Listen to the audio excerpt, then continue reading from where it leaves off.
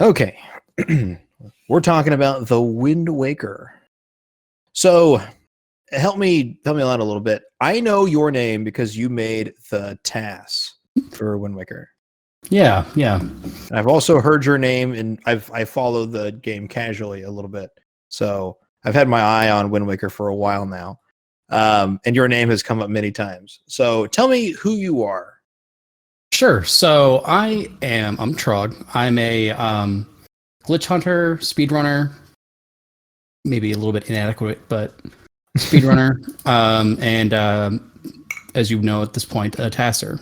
Yeah. So my primary, I guess you could say, my most active time, the time when I was spending the most time with this game, was probably between 2014 to 2019 or so, or 2020. Okay. But I still do some projects here and then. But okay. When did you first really get into the community at all? So 2014 or the very first thing that I uploaded was a strategy for the forest for the Forbidden Woods boss. Okay. With the bombs. That was in 2013. Okay. Right at basically, I kind of joined in at an interesting point. I don't know how much you guys have all worked on as far as the history goes, but 2013 to 2014 was a really interesting transitionary period for the community. I kind of think of it in terms of almost like I don't know how familiar you are with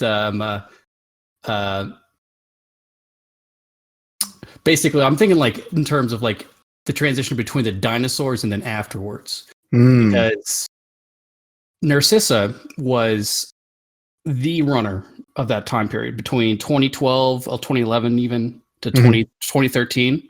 She was the one doing the runs. She was the one really pushing the game, really getting the community and motivated to keep moving forward and keep finding new stuff. Right. And then 2013, pretty much at the very end of 2013 is kind of when her last speed run was done, that 4-hour, 27-minute run. And then after that, that's kind of like when the meteor struck, and the whole community kind of got reset in a sort of way, and the mammals had to take over afterwards. And the slow growth afterwards, trying to figure out, how do we fill this massive power vacuum that's come. And that's a great description. Thanks. That's kind of when I came in. Was I pretty much came up with a strat, and I remember watching her try out my strat, and I was so happy with myself, so cool, felt so cool. And then pretty much maybe a few weeks after that, she was done with the game. So I got a nice exposure what it was like to be in that era, but mine was at the very end of it. Yeah, I get you. So then I started picking up the game and seriously in 2014. And that's when I started looking up, coming up with new setups and strategies for the game. I get you. I would kind of consider between like 2014 and 2016, maybe, basically a time period where we were making the game way more consistent to run. So if you are familiar with how speedrunning was done in 2013 and before then, you'll know that shortly after dry storage was found in 2012, you could super swim with camera lock. And I don't know if you need me to go into detail on that kind of stuff, but I can. But I'll tell you what, no one else has really done it, so you tell me about it. Sure. So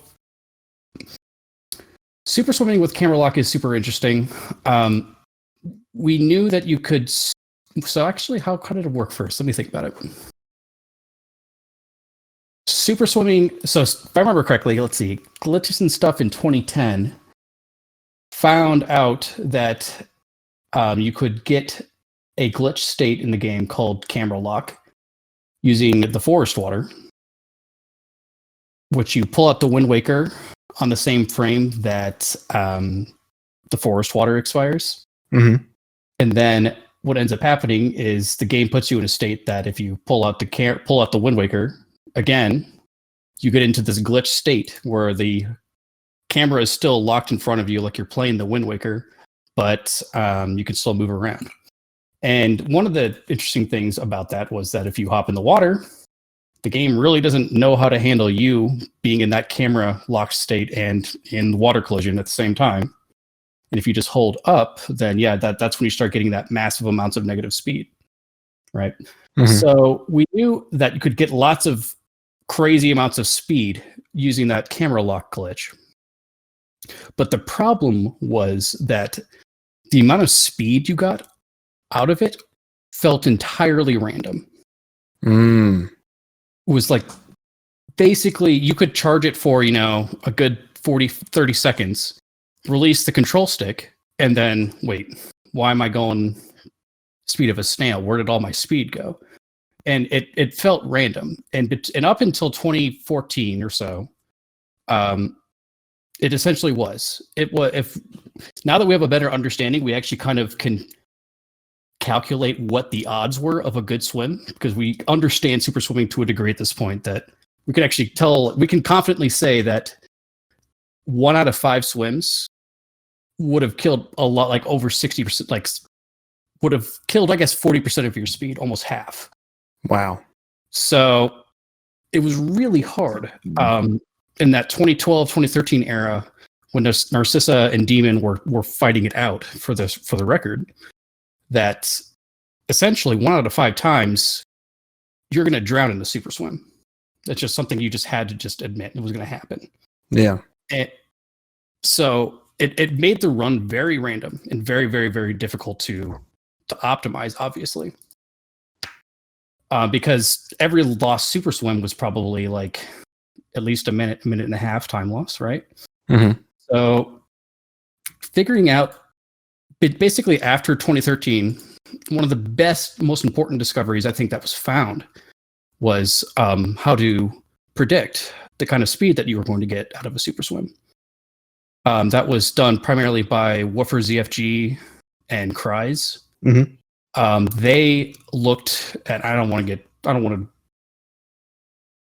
get too technical here to avoid it getting pretty dry, but it's all good. I actually I spoke with Woofer about this already. So did you? Good. You don't have to get too into detail. Okay, cool, man. So yeah, that was probably one of the most important discoveries that was found during that time period, because it made the game. It turned the game into an actual. I'm not going to try to downplay the 2013, 2012 era, but it actually made it more of a speed run. It made it less of a roll of the dice game and hope to see, if you got to continue playing, and more of an actual, like, more execution based, right? Yeah. And so that's from that time forward, I think that era was really just a matter of opening up new routes, because now that super swimming was more consistent, we could start throwing in longer super swims. Because back in the day, if you routing in something that was 3 quadrants long was considered insane.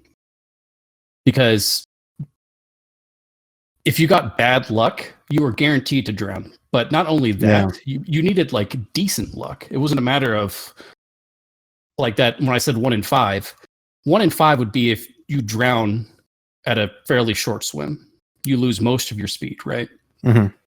But I would say maybe 1 in 4, 1 in 3, you would fail an average length swim, right? So the odds get like worse and worse, right? Yeah. So one of the most infamous swims back in the day was swimming from Gale Island, where the Wind Temple is, right, all the way to Overlook Island. That was a 3 quadrant swim, and that was the longest swim that we thought was reasonable. That was one of the last things to get added, just simply because it was so random and so punishing if you failed it. You just got bad luck, right? Right. And so now that we could actually consistently get those swims, that's where the times really started to go down. And it's quite amazing to me that we left 2013 era with Narcissa, I think, getting a 4:27. Right. And then pretty much until Chaotic Ace in 2016 got his 3:55. That was over 30 minutes of time with minimal new glitches, you could say. Right. Roll clipping was discovered. Gymnast may talk to you about that, but that saved a couple of minutes for sure. But a lot of that time came mostly from routing optimizations that I did and Woofer did, and just being able to consistently play the game in a fast manner. Mm-hmm. Absolutely.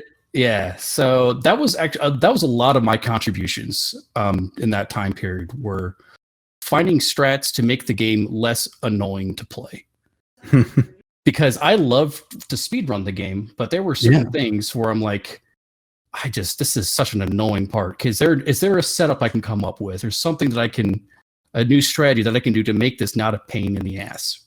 Yes. And so, right. And like, even like a lot of the time it was a compromise. You may lose 5 seconds for doing this strategy, but if the old way was very inconsistent, and if you failed it, you would lose like 45 seconds. So like, one of the earliest things that I guess that I worked on was the infamous skip in Tower of the Gods, where you could carry a statue across around a pillar. You could do like a kind of like a precise side hop to get around a pillar to skip some command melody stuff. Right. It's called it's Narcissa hop at this point, because Narcissa found it. But the original method was you just kind of have to scoot your way up to the pillar, get really, really close, and if you sneeze, you'll fall off of it. And then you need this really precise angle. And then if you fail it, then you're going into the void and you lose a minute. And I hated that trick so much that I probably spent, like, I can look at my old ZSR forum posts. I spent like over multiple weeks trying to come up with new setups to make it so I don't have to even think about it anymore. Exactly. Right. So, and I think that's an interesting thing about that time period, is that because that game was a 4-hour long run, you got to kind of pick and choose what things you wanted to go for. Did you want to, because there was a lot of different options that you had. You could go for a harder strategy if you wanted to. Mm-hmm. Less consistent, but it's kind of like figuring out what strategies you wanted to go for that were going to not make you pull your hair out if you have to reset every single time. I hear you. Yeah. So that was one of the first things that I found was a setup for Narcissa hop, and I know Demon picked it up pretty quickly, and SVA did. Some people still do the old setup to this day, and I just have to shake my head. I can't imagine why. Dude, yeah. And I think Woofer is one of those guys who's adamant about sticking with the old setup, and I think I poke fun at him for that, but more power to him. But, yeah. So, real quick, before we continue, totally. Your mic is kind of popping a little bit. Oh shit! Really? Yeah, I don't know if it's like a Discord connection thing, or if it's like your cable is, I don't know, something or other.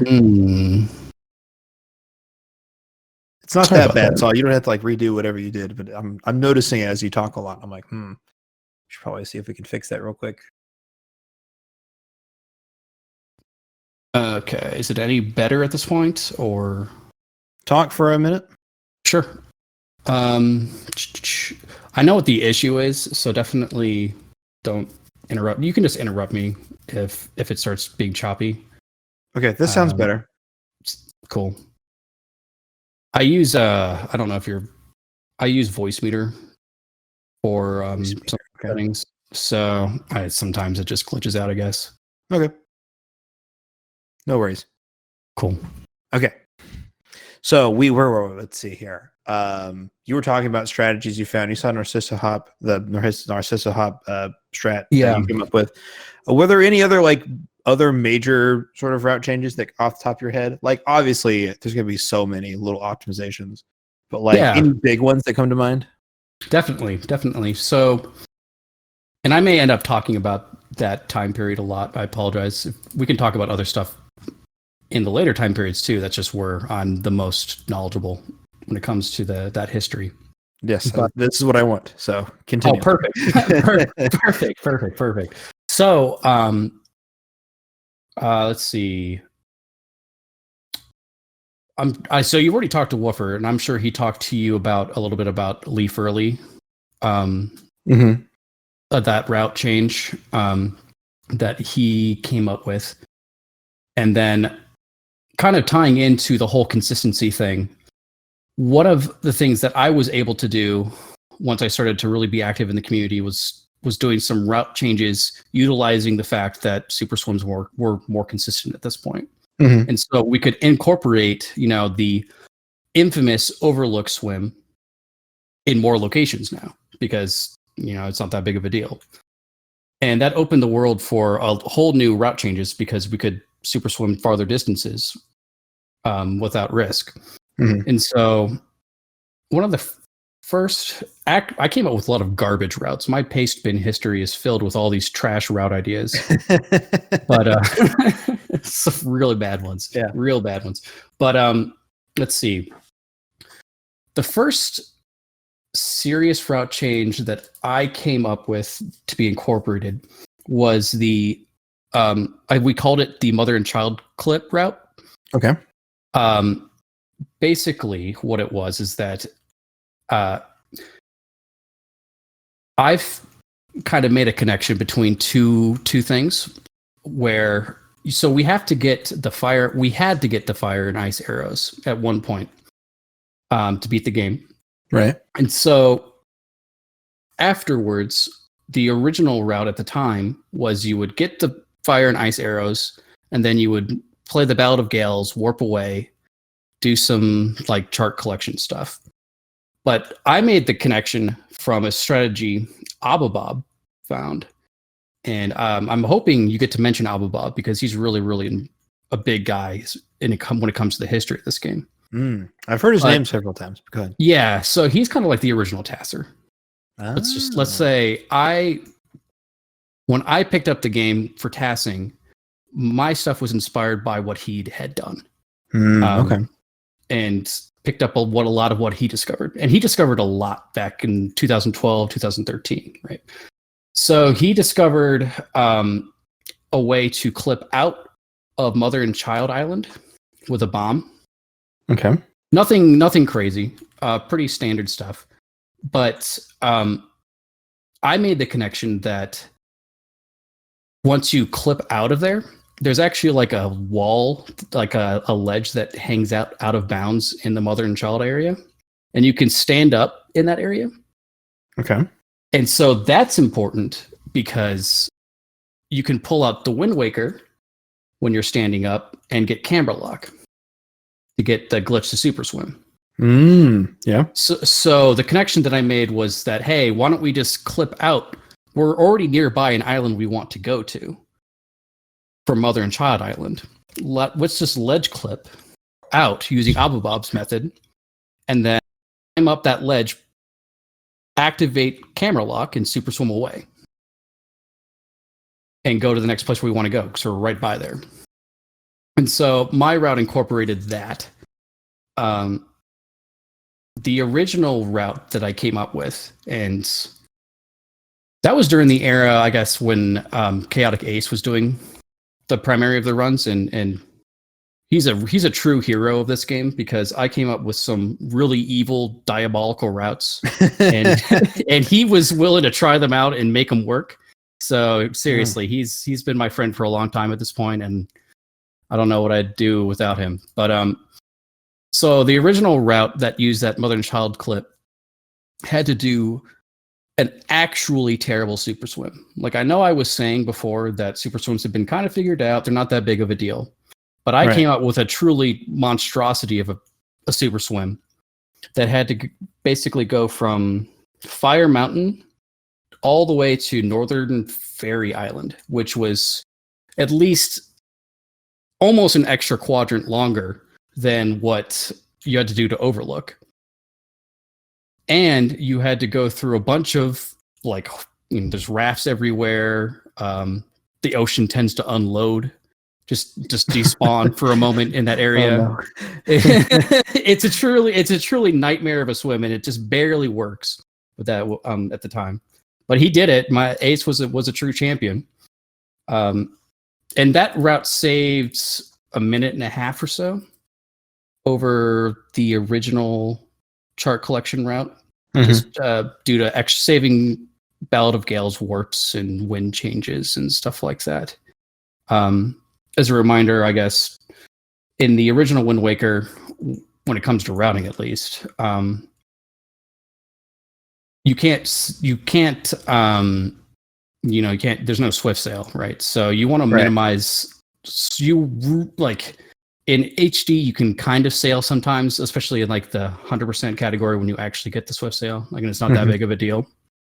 But in this game, you can almost super swim anywhere, and it's going to save some time if you can just find a good place to get the camera lock glitch in the first place, right? So, as far as super swimming, let's see. Let me think.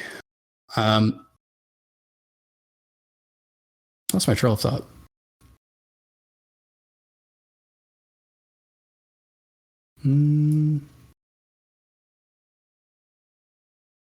Well, I guess anyways. So that mid-game route. I guess I was going to say that. So super swimming. No, I'm not talking about super swimming. I'm talking about the.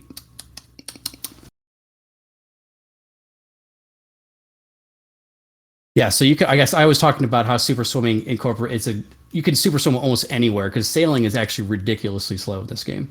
Yeah. Right. So another thing is that there's no swift sail, so you can't change the wind with the sail.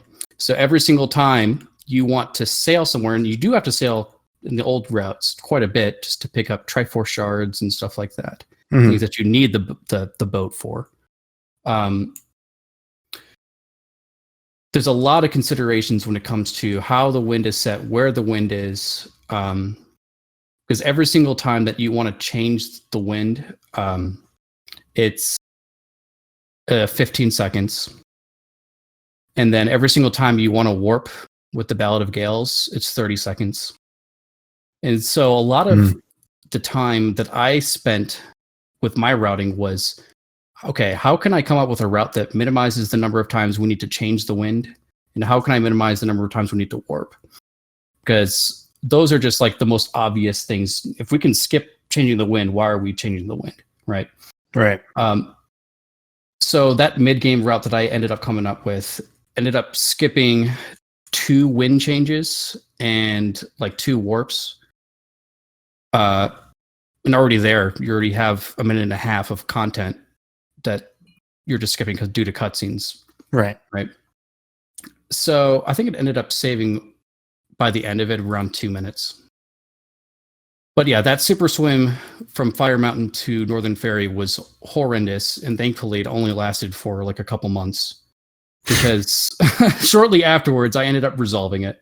I had this tendency in my history of coming up with something that probably should ruin the game, but then coming up and figuring out, okay, here's something you can do that's a little bit easier, a little bit better. So I have a history of trashing and saving the game within a short period of time. Constantly going back and forth between like destroying the game and saving it. Yep. So I guess in this case, the saving trick was a clip that I found called Earth God's Lyric Early. And it's kind of a precise clip that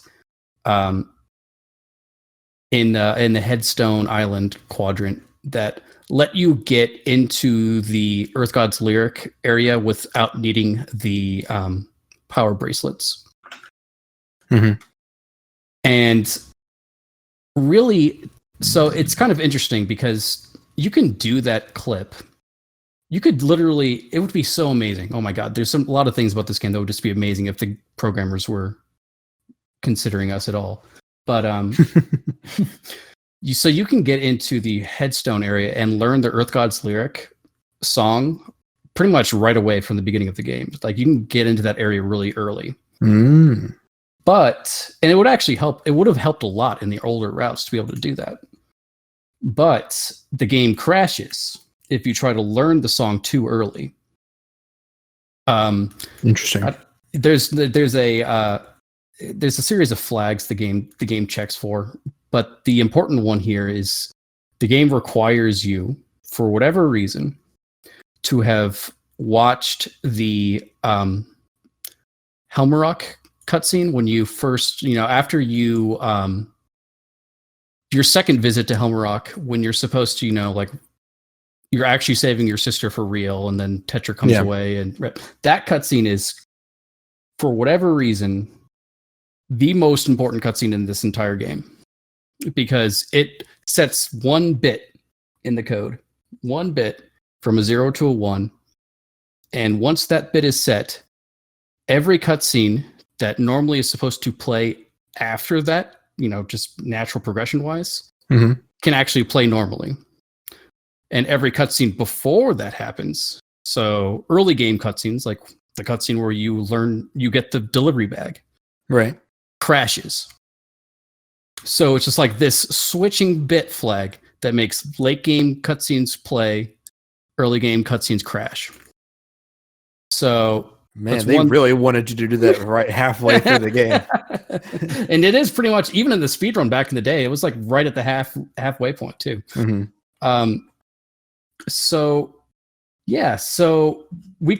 I figured out that you could get into there early in a fairly fast way, without losing too much time. And even though the power bracelets are required to beat the game, it just worked out routing wise to delay getting the power bracelets later on, right? And doing that clip. And that clip, most importantly, allowed us to skip that horrendous, nasty swim. And the super swims in general were just much faster, much easier to do. The only trade-off is that you had to do that one ledge clip, and it was kind of a pain. But it saved like 20 seconds, and people were more than happy to go for a slightly hard ledge clip, but avoid that horrendous, nasty swim. So that was, right. As far as the mid game goes, and during my time period, that was what I contributed. A lot of optimizations when it comes to cutting out warps, cutting out, just kind of just streamlining the process, streamlining the route a lot. Yeah, absolutely. Okay, that was a lot, and that's good. So that gives me a lot to go with. So, cool, man. Yeah, you mentioned Chaotic Ace, and tell me about Ace as a runner. Sure. So, well, I will tell you, the first time I remember watching Ace, I was watching him, and he was not using my setup in Tower of the Gods. It was back in 2014. I know but what was interesting is that he came up with his own setup.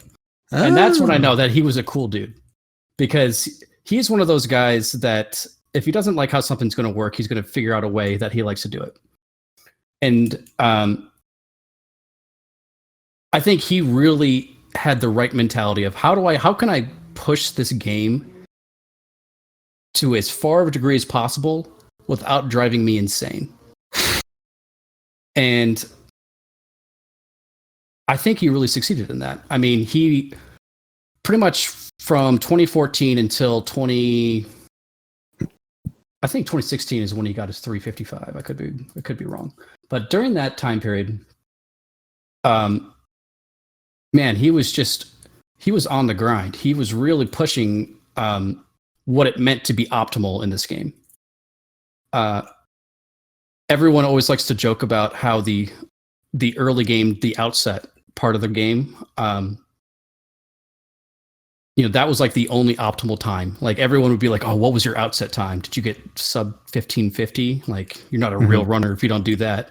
But then afterwards, they'd fail like 4 super swims, or have trash end games. Yeah. But like he was the one that really just like, how can I optimize every single aspect of this game? How can I sail to this treasure chart and collect it in the fastest, most optimal way possible? Like things that like people just like, oh, I have to do this, whatever. Yeah. He actually like figured it out and broke down each individual aspect of this game. And speaking that it was over 4 hours long, there was a lot of content that he had to break down and really figure out what's the best way to do it. Yeah.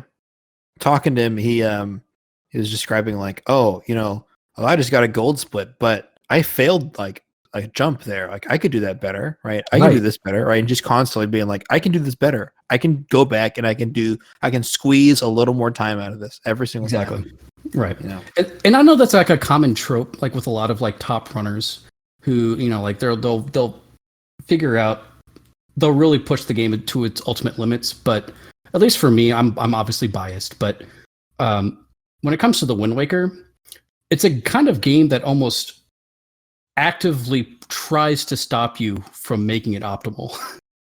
The game itself is trying really hard to make you not care about, whatever. I'll just fish up this Triforce shard, and if I lose 10 seconds trying to get to it, whatever, I don't care. I just want to get to the cool stuff. Right? Yeah.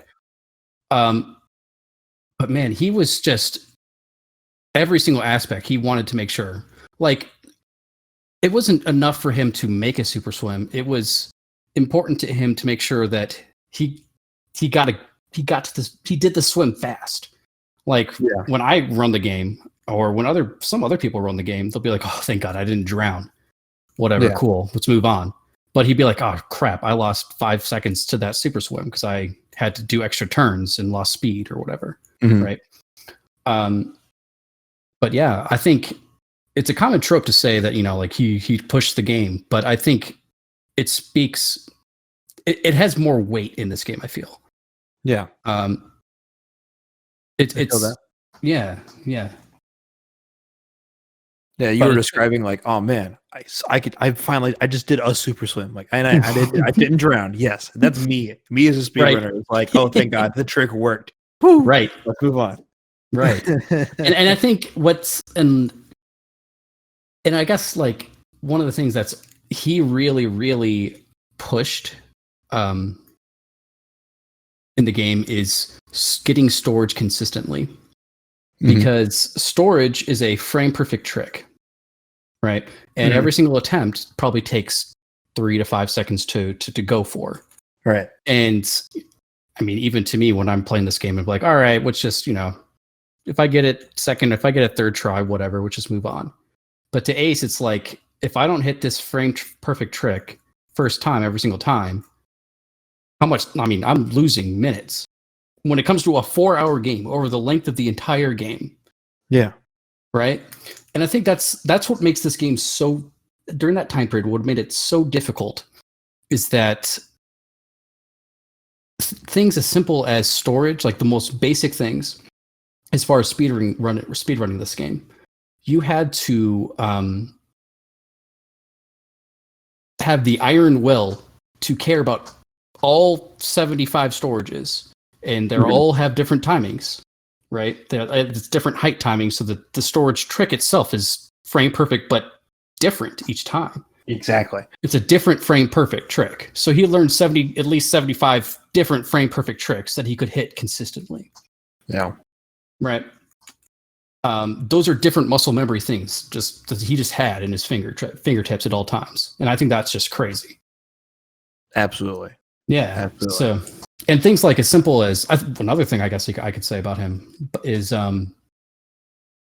just he was the king of just minor optimizations. He was the king of, I think you were saying earlier about the jump, like, oh, that jump lost me some time. But just his rolling, the way that he rolled around the game, his just general movement was just so flawless. He never dropped rolls. He always chained them correctly. He didn't have any spaces between his rolls. And you think like, okay, who cares? But this is a 4-hour run. If you can save a few frames every single time, you're going to, like every minute you're saving a few frames, and you're talking like 15, 20 seconds by the end of the run. Right?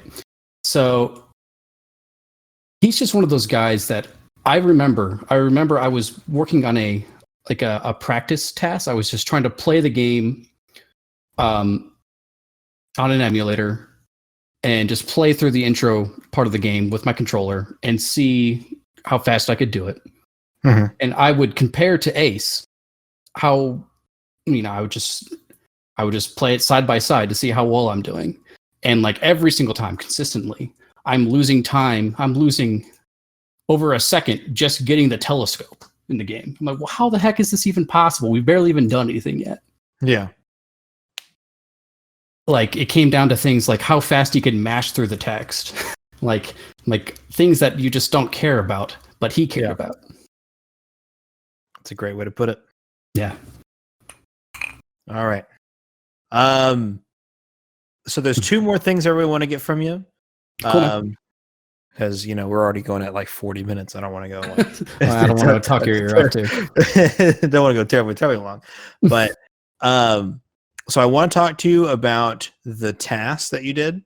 Sure. Just get your general feeling on stuff that you did for that, and I want to talk to you about barrier skip stuff. Totally, man. Totally. So let's start off with the task. When did your task come out? So my task came out 20. I honestly cannot remember. I think it's 2016. That sounds right. Though I'm going to double check for you, so I don't give you anything. I want to say it's 2016 or the end of 2017, end of 2016, because I could have sworn I watched it on the plane to HDQ 2017. Nice. Oh, nice. Yeah, it was. Yes, summer of 2016. Oh, summer. Okay, maybe I put it on my watch later list for a while. Yeah. So, okay. So the task. I cannot talk about this task without bringing up a lot of people who made it possible. Of course. I think, as I was mentioning earlier, Abubob. Mm-hmm. I don't know if you've seen any other tasks of this game, but like I strongly look up Abubob and some of his work in progresses of this game. Mm-hmm. They're really entertaining to begin with, but they're just really well done. And he was always supposed to be the guy to come up to do the first Wind Waker task. Everyone was telling him, when are you going to do that first Wind Waker task? And that was during a time period when it was easily going to be a 3-hour run. And he did multiple tries. And, when it comes to tasking Dolphin emulator, mm-hmm. you have to deal with the fact that it's just not 100% consistent. There's going to be times where the game will just desync on you, and you just have to retry it and try again. Drop whatever mm-hmm. progress you did up until that point and do it over. And so it can be really demoralizing. It can be just you're fighting the emulator as much as you are trying to play the game. Right. And when it comes to a almost 3-hour run, it's a huge task. But so a lot of how I picked up tasking was through him. A lot of his strategies, a lot of his techniques as far as movement goes, I picked up from him. Right. I also can't not bring up the fact that in 2015, just a year before my task came out, Gymnast came out with a task. Gymnast he had I think it was like a 3-hour, 8-minute task. Which was just an absolute joy to watch. And honestly, it made my tasks way better at that point. So I was already working on my tasks when he released his. And for me, I'm like, this is a gift. This is a great gift that I can just look at and say, am I doing this fast? I can compare strategies and go side by side and say, okay, did I lose time here, or how much time did I save? It gave me something to compare to. So it was just immensely helpful to have that resource, because obviously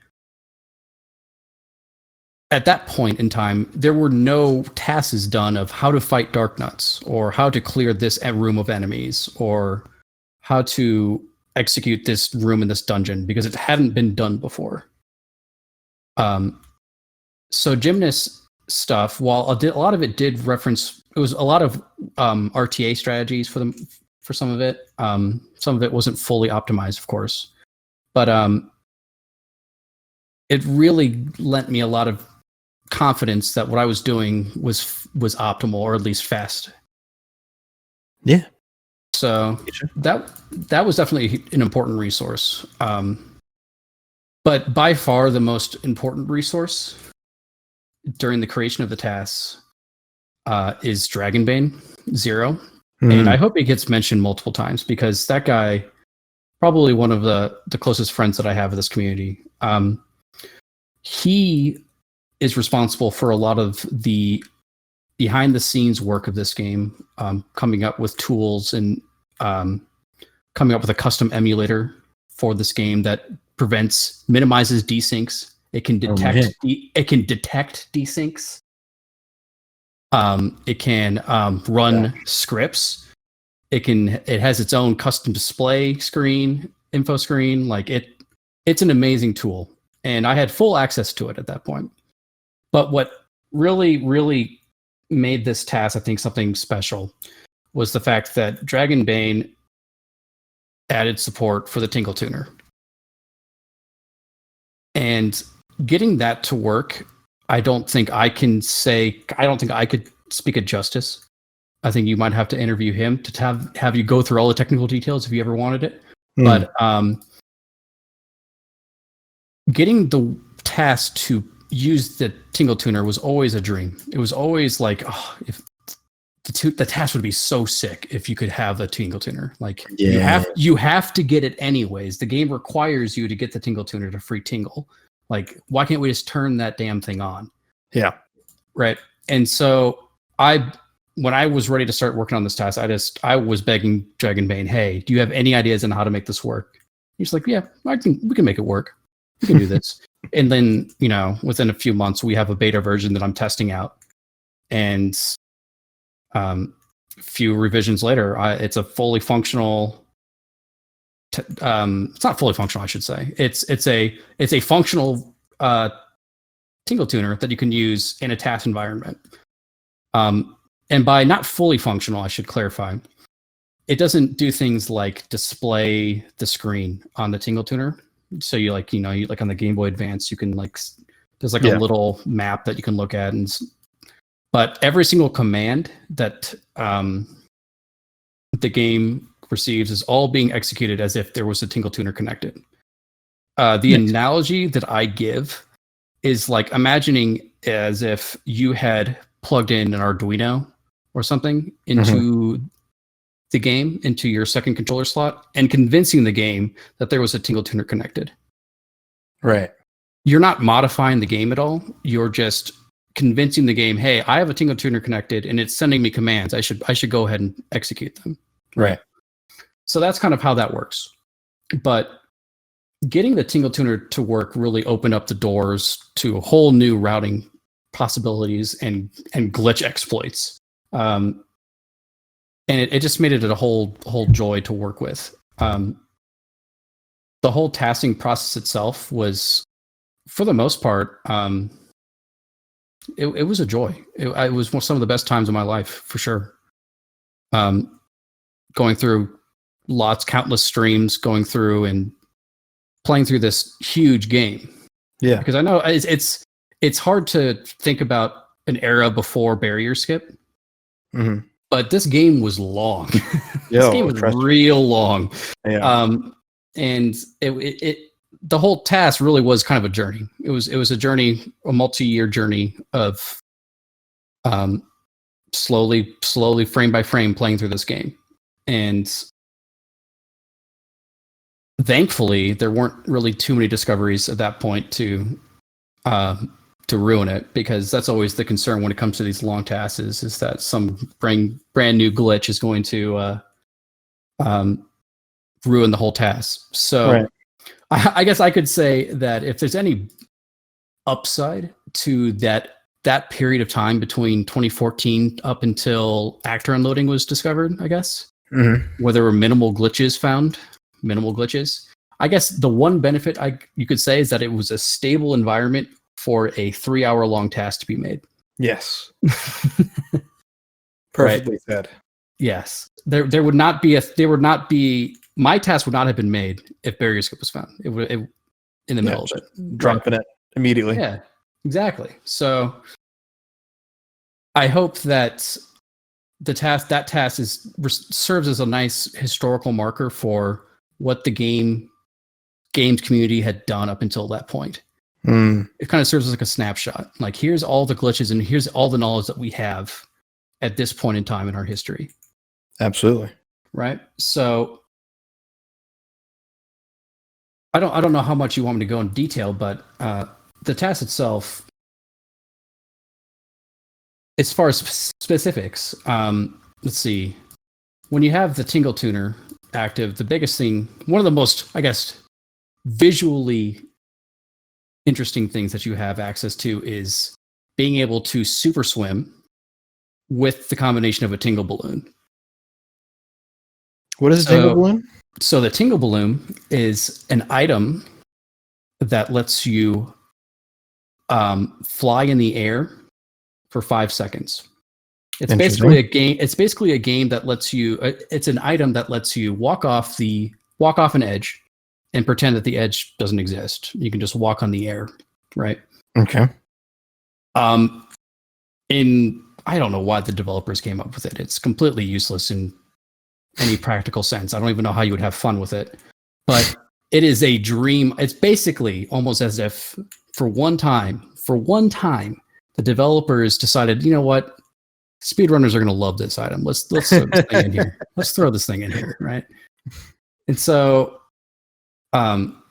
it's just so useful to be able to have access to an item that basically lets you cheat for 5 seconds. Yeah. Have no floor collision, no floor detection for 5 seconds. And so the task takes full advantage of that, because what it does is that it takes that power in combination with the speed that you get out of a super swim. So for 5 seconds, you can basically be in the air going at the speed of a super swim and going wherever the heck you want to go. Flying throughout the ocean. One of the bigger things is that you can do, that I discovered, I guess, is that you can get into the Ice Ring Island early using that trick. And honestly, it's probably one of the more insane things I've ever pulled off, even through tassing. It's very difficult to explain, but essentially, the Ice Ring Island, if you recall, normally requires you to use the fire arrows on. Right. And you have to unfreeze it, right? And then you drop in the loading zone. However, that loading zone always exists. You just have to figure out a way to get into it without getting frozen. Because you may also recall that if you touch anywhere on that island, anywhere, you get frozen, voided out, respawned, right? Right. So the trick is getting to the island fast enough before the ice fully loads, right? Okay. And getting into the spot where the loading zone is before the ice fully loads and you get frozen. But to do that, the loading zone's up in the air, right?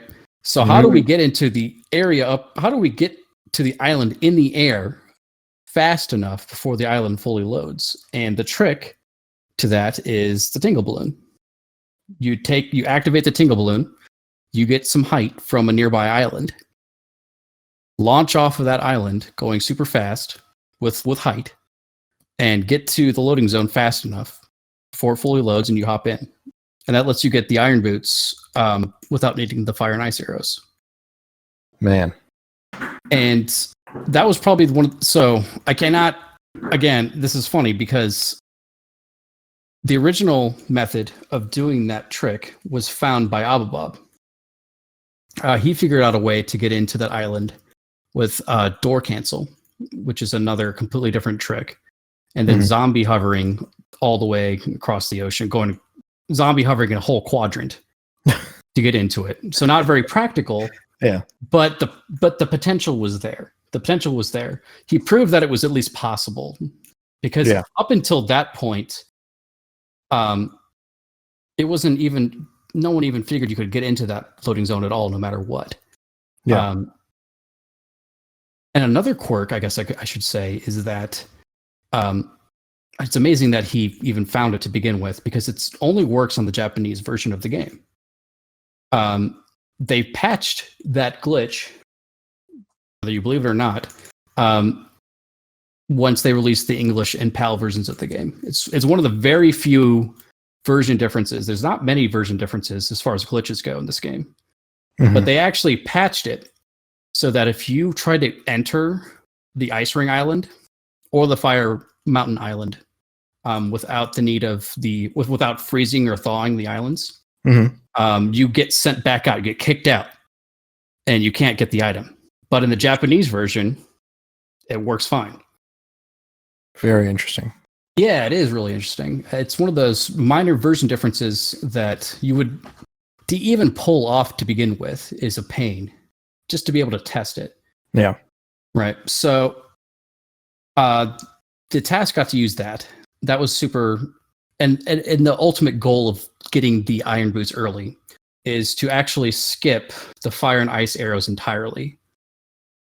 The task never collects the fire and ice arrows, so it gets to skip that over 2 minute long cutscene with the fairy, giving you the fire and ice arrows. Right. I guess the second component to that is the getting into the Fire Mountain early, which is actually it's an easier thing. It's literally as simple as zombie hovering and then just falling into the volcano. You can just fall into the volcano if you have enough height. I've actually theorized a glitchless way of doing it by using a tingle balloon and leaping over from a nearby platform, which is maybe why they patched it. I'm not sure. But essentially, if you can get into the volcano's mouth, I'm not a geologist, I'm not sure what you call it. Yeah, I guess. If you can fall into there, the loading zone works, and you can get the power bracelets. So that's the second component, and that's the easier one. But yeah, so that task got to skip fire and ice arrows. It also got to utilize a method of getting the leaf earlier than even real-time runs today get it. The leaf is obviously one of the best items in the game. You do get to cheat with that item. You get to fly where the heck you want with it. So getting it really early is super useful for a task. It would be great for real-time runs too if there was an easy way to do it. But the journey of the community figuring out how to get the leaf before going to the first visit of Forsaken Fortress is almost a whole story in itself.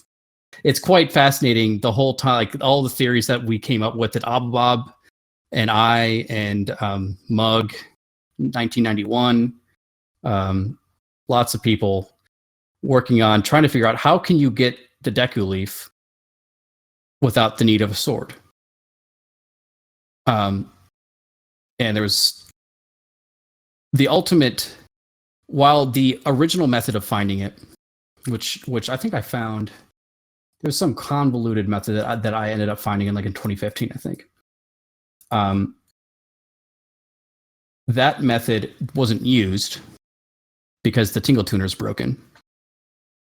It ended up saving quite a bit of time to be able to get the leaf even earlier than normal, essentially. Normally, we normally get the leaf pretty early in the speedrun, but the task gets it extra early. So it saves even more time. Extra early, yeah. There we go. Yeah. But All right. Yeah, the whole project was it's humbling to work on something that long and that fights you. It fights you all the time. The game tries to constantly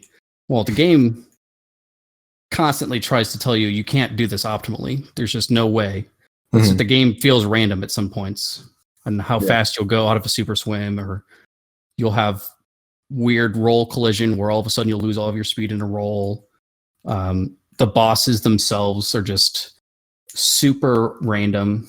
The game really doesn't think that you should be speedrunning it, but this whole community has told it otherwise, I guess you could say. Yeah. And I think I think the task has been a good statement of that. Okay. Last but not least, I want to pick your brain a little bit about barrier skip. Sure, man. Because you were around in that sort of earlier days, but you were just around in general of like, Narcissa made that video. I think it was Barrier Skip 101. Right? I can't be skipped. Yeah. And it goes, there's a really good synopsis of like, why is this problem so difficult? Right. And as someone who's a bit of a glitch hunter, I imagine that you are on the forefront. You're on the front lines of how do we throw ourselves at this wall and how do we get through it? Right.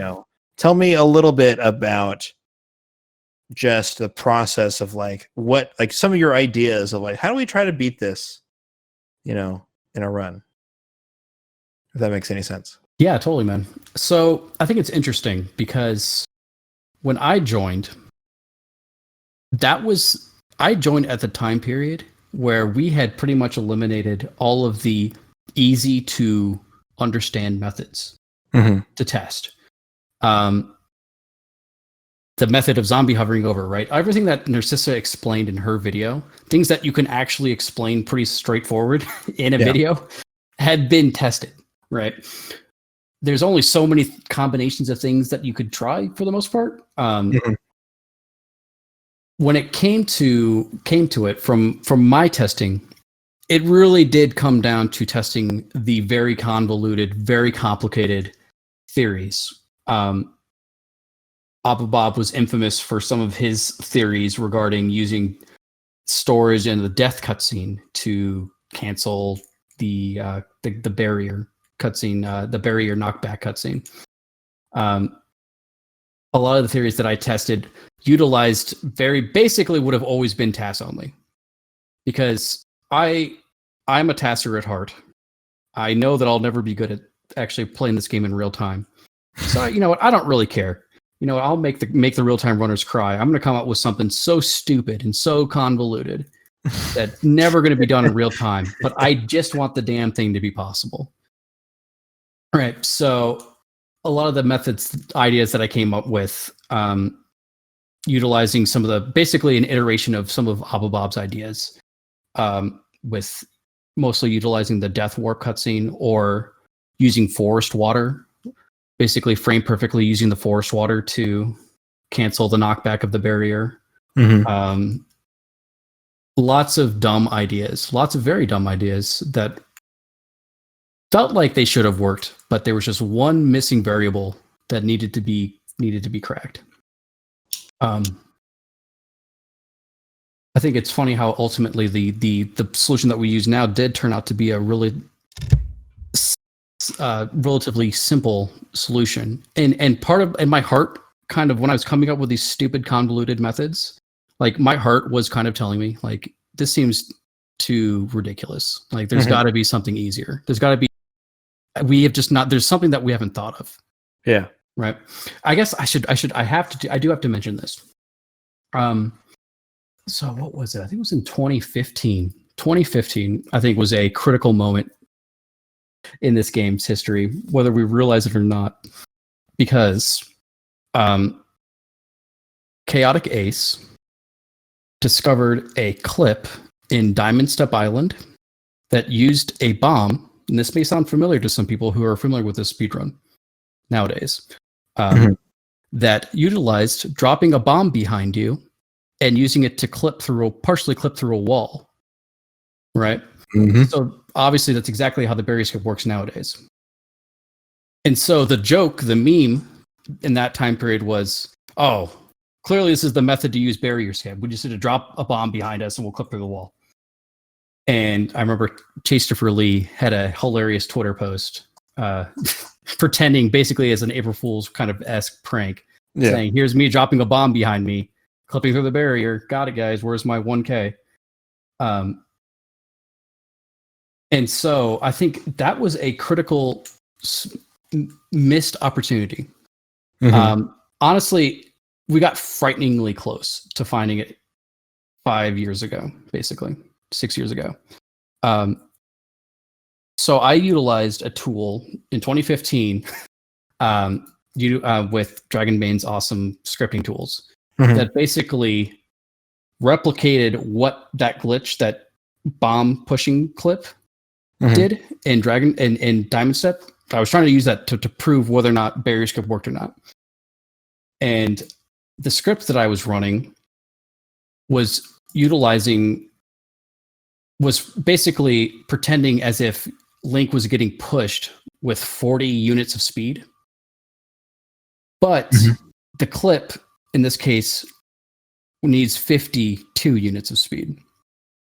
So if I had been testing earlier and just used a higher speed value for my script, then it's a good chance that barrier skip could have been found back then. Yeah. And I think I am partially to blame for that. I do have to admit that, where I think it was always a meme that the barrier skip was going to work with the bomb. So back in that time period, I tested it fairly casually to see if it was going to work or not. I didn't really have. It was also a very demoralizing time period, I should say. Barrier skip has always been a meme, and a very demoralizing meme, I should say. So the script, I didn't push it as hard as I could have, for sure. And then I told the community, okay, I tried it. 40 units of speed, never got the clip. Let's move on, boys. This trick is dead. Yeah. Right. Let's find something else. And then Bowser's board. Basically, it took someone who wasn't around to hear me tell them otherwise. Someone new, someone had a fresh mind, someone that was willing to retest something, right? Someone that wasn't as clouded, one of those old guys like me. You speak so harshly. I know. It's part of it, but Bowser's board is proof that we have new blood in this community. That this community is new. That this community is entering a new era, or really, it has entered a new era of new leaders, new glitch hunters, new passionate people in this game. Because no one in their right mind, of my friends, of the people that I know and respect and love dearly in this community, would have thought to try that again. Would have okay, Trog tested it, it didn't work. Let's just find something else.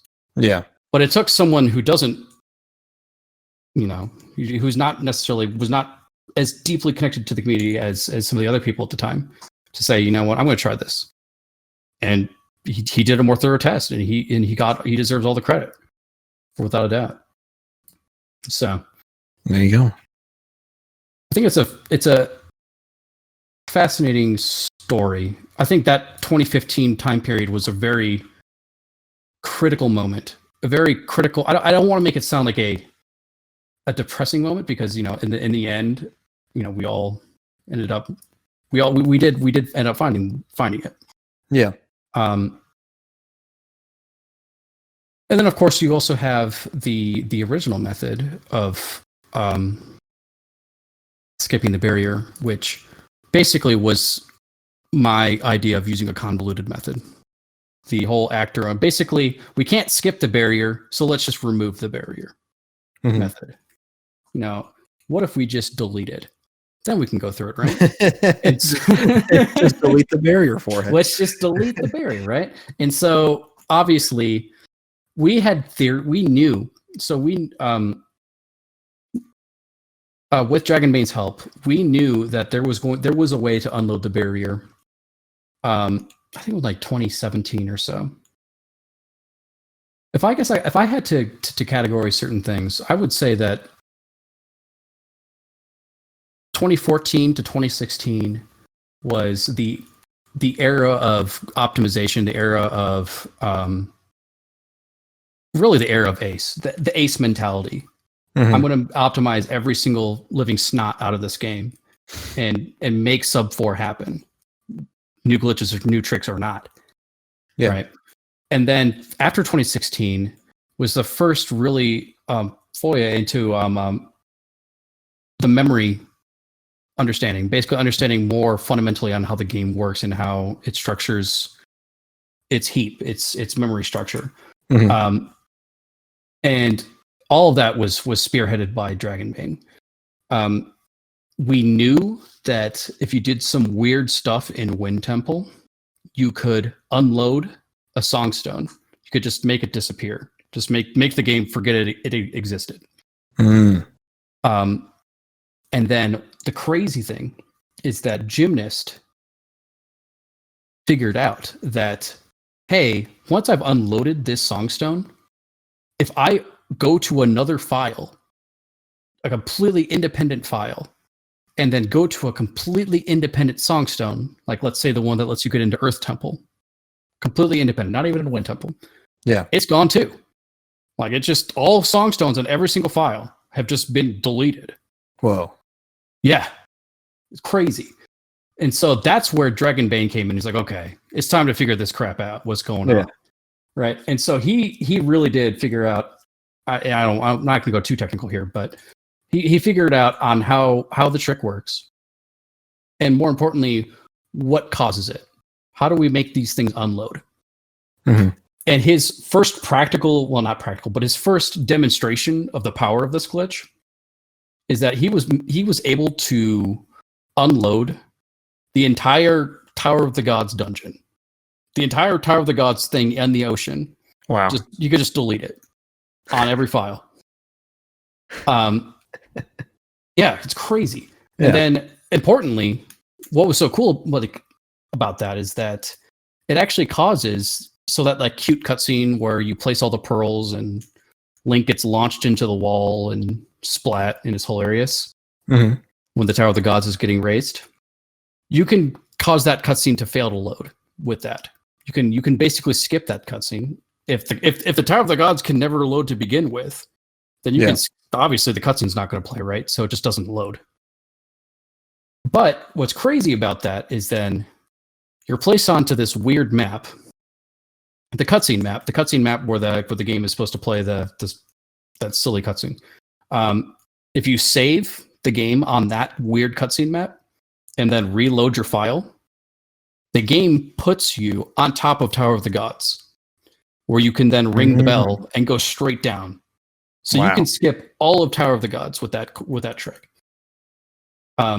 Fascinating.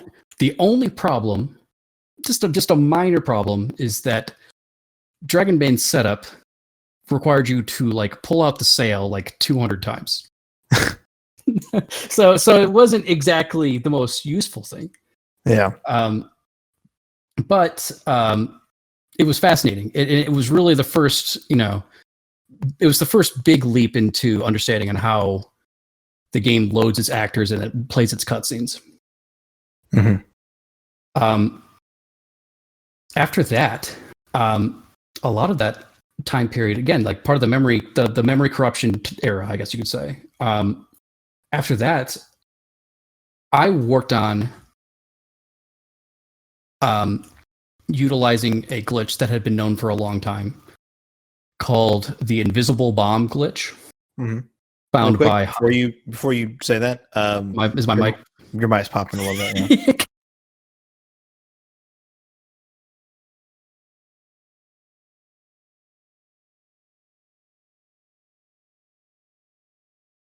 All right, how's it sound? Say a little more. I thought I heard it pop again. Sure. Oh yeah, it's worse. All right, how about I just switch to off of this then?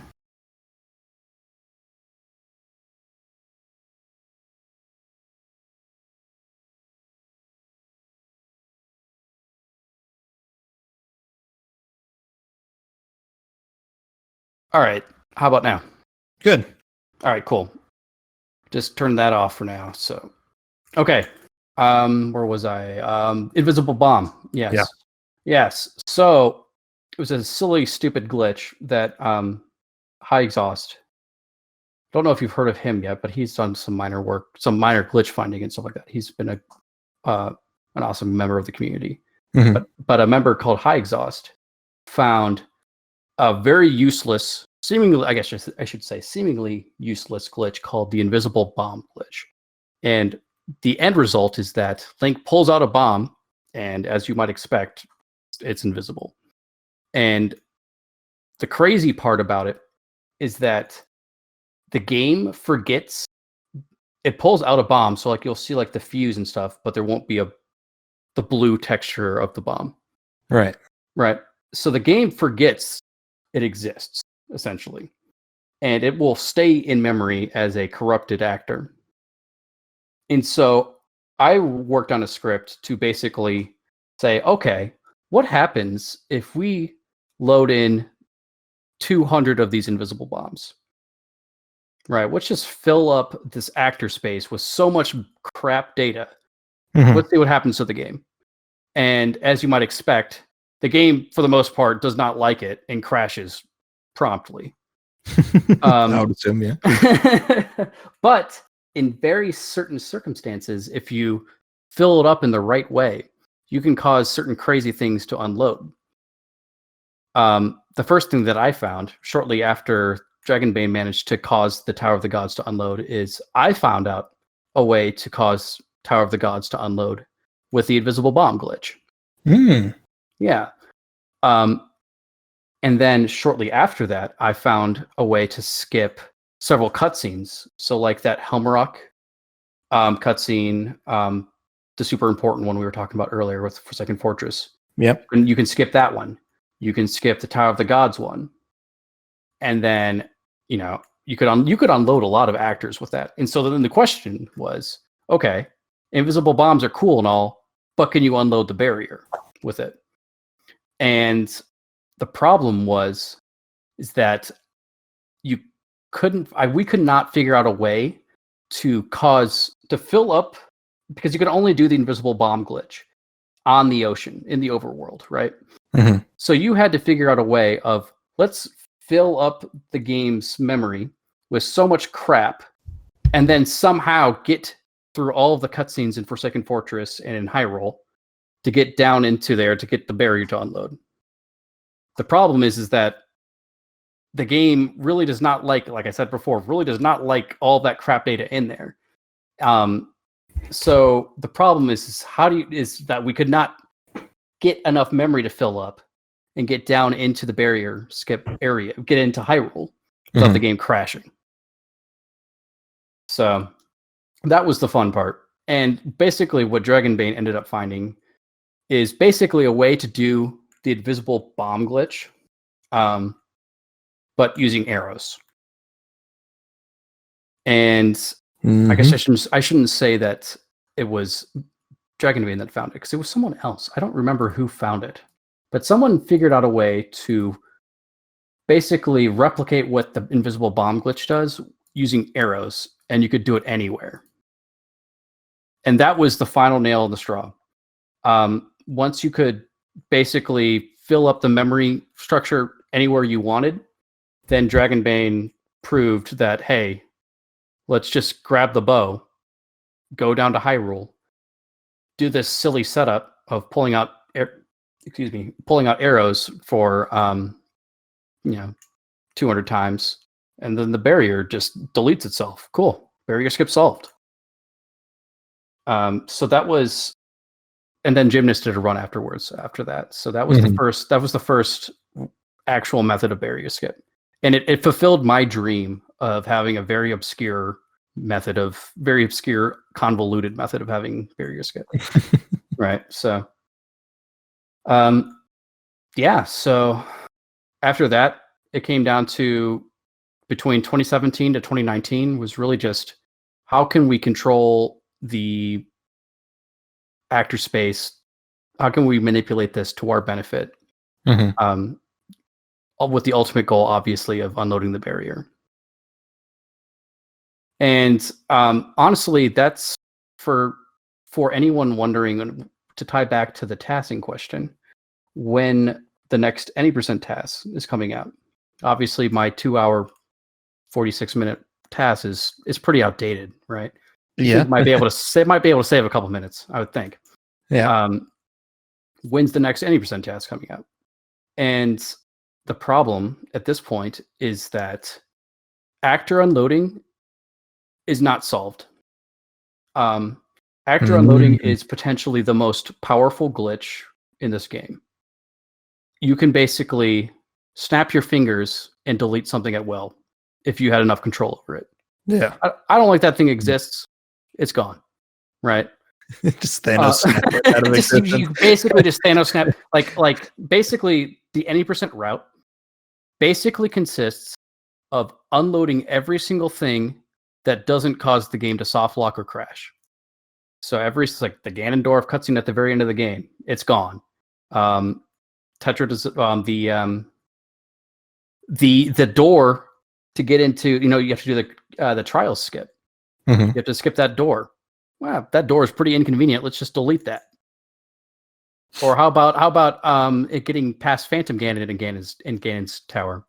You have to do some crazy stuff with out of bounds clips with storage and stuff. Why don't we just delete the door, right? So it's the possibilities are endless when it comes to actor unloading. But the problem, like I was mentioning earlier, is that it's not solved. We don't know fully how to control it. We don't know fully how to predict it. We have setups that make it semi-consistent, but it's like we're kind of coming back to the Super Swim era, the 2012, 2013 era, where something will work. Like you'll get that Super Swim speed and it'll work, but sometimes it won't, and we don't know why. And so that's the problem, is that sometimes things don't work. We'll have a setup, but sometimes the barrier won't unload, or a cutscene will just play normally. And that is yet to be solved. So when it comes to an any % task, the problem is that we have more work to do. There's a lot more work to do when it comes to being able to exploit that glitch to its fullest. I'm actually currently working on a task specifically called no manual super swimming, and it doesn't utilize any of those glitches. Just simply because the fact that we're still waiting. Basically, we're waiting on tools and people to help us figure out how this glitch, this actor unloading glitch, works truly. Yeah. So yeah, that's the next thing for anyone harassing me about that. There you go. There's your answer. There you go. That's the answer. Yep. All right. I will be waiting with bated breath. Yeah, it's gonna be a speedy one. Once we figure it out, it'll be a pretty quick one. Let's just say that the intro cutscene is probably going to be a good fifth of the task. I imagine. Once you have full control, you're like, all right, cool. All right, what's the lead? Everything. Goodbye. Yeah. Get the hell out of here. Yeah. And I think also that comes back to the any % task, is that it's I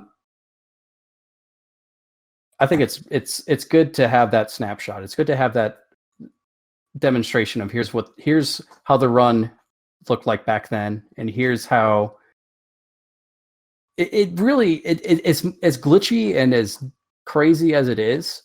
It fully the story is intact.